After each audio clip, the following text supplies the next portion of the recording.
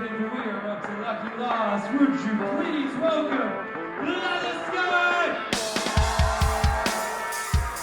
I'm Nick and I do vocals. My name's Tim and I play guitar. I'm Nathan and I play guitar.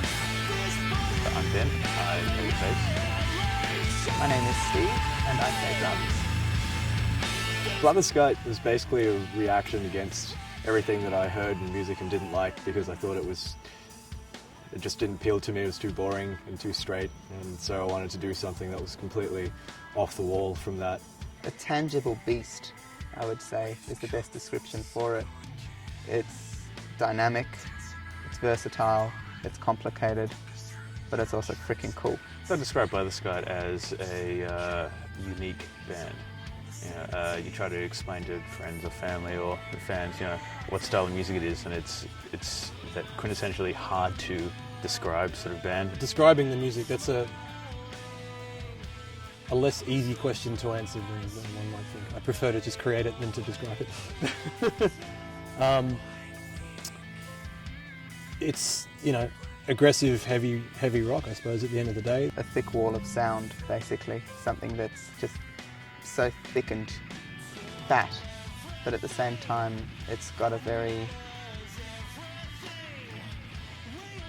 strange feel to it. It's definitely not your typical rock band. Our influences come from a whole range of things. Obviously music. Some of the bands I really look up to are Tool and Meshuggah and the Mars Volta. A lot of stuff, and I like extremes of music, things that make me feel quite strongly. So any book or movie as well that makes me feel and think. When I come to write the vocals, that's sort of usually the last thing that goes down. So I guess the simple answer is that the biggest inspiration is the music that's already there.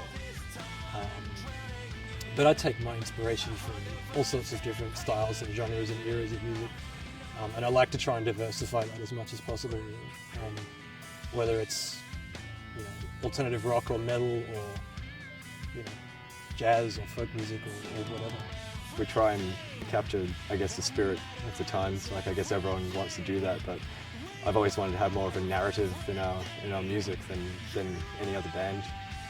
Just try and tell a story with our songs. Tim's the blood, bones, organs, hemoglobin, and every other physiological adjective you could throw in when it comes to Blatherskite. He's the creative driving force, to a large extent the organisational driving force. He's amazing. Nick contributes to the band as a vocalist with me. We do a lot of co-writing together and work on lyrical concepts a lot. We're usually passing around the same book. At the moment we're reading Richard Morgan, and there's a lot of sort of cyber terminology going on, and cortical stack, and living in a digital world and all that sort of stuff that we really incorporate into our music. And I guess me and Nick have a really similar philosophical bent on life and things, and where we differ on certain points, I think that adds to the magic of it. And Nick's the longest standing member of the band at the moment, and we've been through 2 albums, doing a lot of writing at home and writing together. With Matt, he generally just learns the music, and he's pretty good at it, and he adds his own little touches. With the new members, I think things are coming along. Ben's learning the stuff. He's got a good presence. He's got a good head on his shoulders, and that's really impressive. And Stephen's really talented drummer, and he's come a long way since joining the band. The band's, honestly, it's still in a learning phase. Steve and I aren't as tight as we need to be yet. We're performing, we're doing probably 98% there, which is that final 2%. And I feel with a band like this, you really have to be at that 100% because there's a lot of technicality to it. I think it's probably solid. I'd say we're in a solid place. There's work to be done.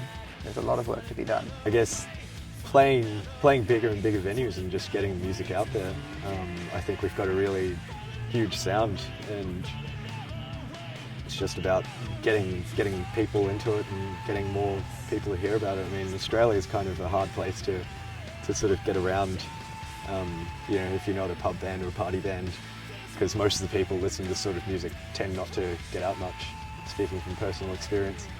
And yeah, it's just kind of hard getting it out there.